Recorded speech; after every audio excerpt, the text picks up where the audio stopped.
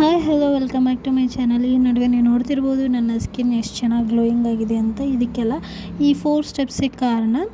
ಇದನ್ನು ರೆಗ್ಯುಲರಾಗಿ ಮಾಡ್ತಾಯಿದ್ದೀನಿ, ವೀಕ್ಲಿ ಒನ್ಸ್ ಆ ಥರ ಮಾಡ್ತಾಯಿದ್ದೀನಿ, ಮಂತ್ಲಿ 4 ಟೈಮ್ಸ್ ಕಂಪಲ್ಸರಿ ಈ ರೆಗ್ಯುಲಾರಿಟಿಯನ್ನು ಫಾಲೋ ಮಾಡ್ತಾಯಿದ್ದೀನಿ. ಫಸ್ಟ್ ಬಂದುಬಿಟ್ಟು ನಾರ್ಮಲಾಗಿ ಫೇಸ್ ವಾಶ್ ಮಾಡ್ಕೊಳ್ಳಿ. ನೀವು ಯಾವ ಫೇಸ್ ವಾಶಿಂದ ರೆಗ್ಯುಲರಾಗಿ ಫೇಸ್ ವಾಶ್ ಮಾಡ್ಕೋತೀರೋ ಮಾಡ್ಕೋಬೋದು.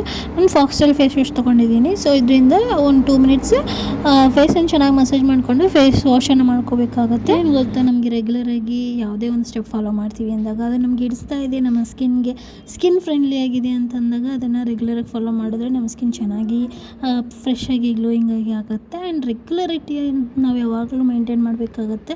ಆ್ಯಂಡ್ ನೆಕ್ಸ್ಟ್ ಬಂದುಬಿಟ್ಟು ಸುಂದರ ಮಸಾಜ್ ಪ್ಯಾಕಿಂದ ನಾನು ಸ್ವಲ್ಪ ಮಸಾಜ್ ಕ್ರೀಮನ್ನು ತೊಗೊಂಡು ಮಸಾಜ್ ಮಾಡ್ಕೊತಾ ಇದ್ದೀನಿ.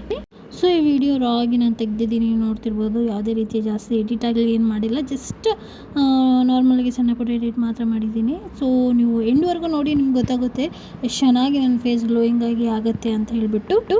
ಇದನ್ನು ವೀಕ್ಲಿ ಒನ್ಸ್ ಖಂಡಿತ ನಾನು ಟ್ರೈ ಮಾಡ್ತೀನಿ. ಈ 4 ಸ್ಟೆಪ್ಸ್ ನಾನು ಸುಂದರ ಫೇಶಿಯಲ್ ಕಿಟ್ ಬಗ್ಗೆ ತುಂಬ ಸೇರಿನೇ ಶೇರ್ ಮಾಡ್ಕೊಂಡಿದ್ದೀನಿ. ಎಷ್ಟು ಚೆನ್ನಾಗಿರುತ್ತೆ ಅಂತಂದರೆ ನಿಜವಾಗ್ಲೂ ನಾರ್ಮಲಾಗಿ ಇದನ್ನು ರೆಗ್ಯುಲರಾಗಿ ಕೂಡ ಯೂಸ್ ಮಾಡ್ಬೋದು, ಅಂದರೆ ಎವ್ರಿ ಡೇ ಆಗಿ ಕೂಡ ನಾವು ಯೂಸ್ ಮಾಡ್ಬೋದು. ಯಾವುದೇ ರೀತಿ ತೊಂದರೆ ಬರೋಲ್ಲ. ಆ್ಯಂಡ್ ಸ್ಕಿನ್ ಡ್ರೈನೆಸ್ ಆಗಿರ್ಬೋದು, ಈ ಥರ ಏನೂ ಆಗೋಲ್ಲ. ಬಟ್ ನಾನೇನು ಅಂತಂದರೆ ಟೈಮ್ ಸಿಕ್ಕಾಗ ಮಾತ್ರ 4 ಸ್ಟೆಪ್ಸ್ ಮಾಡಬೇಕಂದ್ರೆ ಮಿನಿಮಮ್ ಸ್ವಲ್ಪ ಟೈಮ್ ತೊಗೊಳುತ್ತೆ. ಹಾಗಾಗಿ ನಾರ್ಮಲಾಗಿ ಎವ್ರಿ ಡೇ ಫೇಸ್ ವಾಶ್ ಮಾಡ್ಕೊತೀನಿ. ಆದರೆ ಒಂದು ವೀಕ್ಲಿ ಒನ್ಸ್ ಇಲ್ಲಾಂದರೆ 6 ಡೇಸ್ಗೆ ಒಂದು ಸರಿ ನಾನು ಈ 4 ಸ್ಟೆಪ್ಸನ್ನು ಕೂಡ ಫಾಲೋ ಮಾಡ್ತೀನಿ. ಆ್ಯಂಡ್ ನೆಕ್ಸ್ಟ್ ಬಂದುಬಿಟ್ಟು ಇದು ಮಸಾಜ್ ಕ್ರೀಮ್ ನೋಡಿದ್ರೆ ಎಷ್ಟು ಚೆನ್ನಾಗಿದೆ ಅಂದರೆ ಹನಿ ಇದ್ದಂಗಿದೆ. ಸೇಮ್ ಹನಿ ಸ್ಮೆಲ್ಲು ಹನಿ ಕೋಮಿಂದ ಹೀಗೆ ಹನಿ ತಂದಿದ್ದೀವಿ ನಾನು. ಅಷ್ಟು ಫ್ರೆಶ್ ಸ್ಮೆಲ್ ಯಾವಾಗಲೂ ಬರ್ತಿರುತ್ತೆ.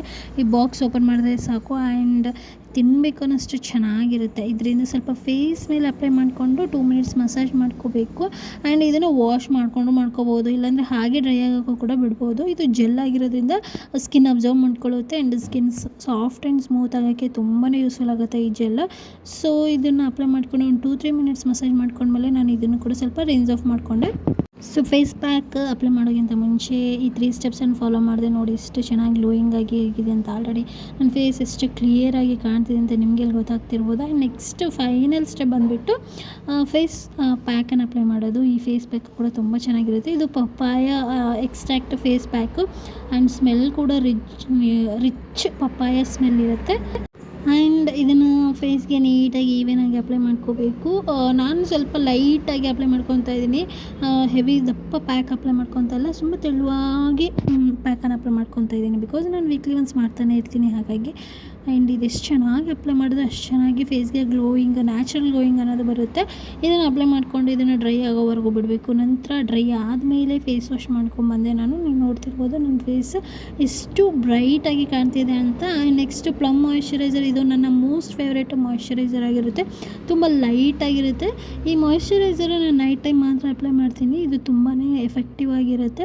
ನೈಟ್ ಟೈಮ್ ಮಲಗುವಾಗ ಯಾವುದು ಮಾಯಿಶ್ಚರೈಸರ್ ಆಗಲಿ ಆಯ್ಲಿ ಫೀಲ್ ಇರಬಾರ್ದು. ತುಂಬ ಲೈಟಾಗಿರಬೇಕು, ಸ್ಕಿನ್ ಅಬ್ಸರ್ವ್ ಮಾಡೋ ಥರ ಇರಬೇಕು. ಆಗಲೇ ನಮಗೆ ಪಿಂಪಲ್ಸ್ ಅನ್ನೋದು ಕಂಟ್ರೋಲ್ ಆಗುತ್ತೆ.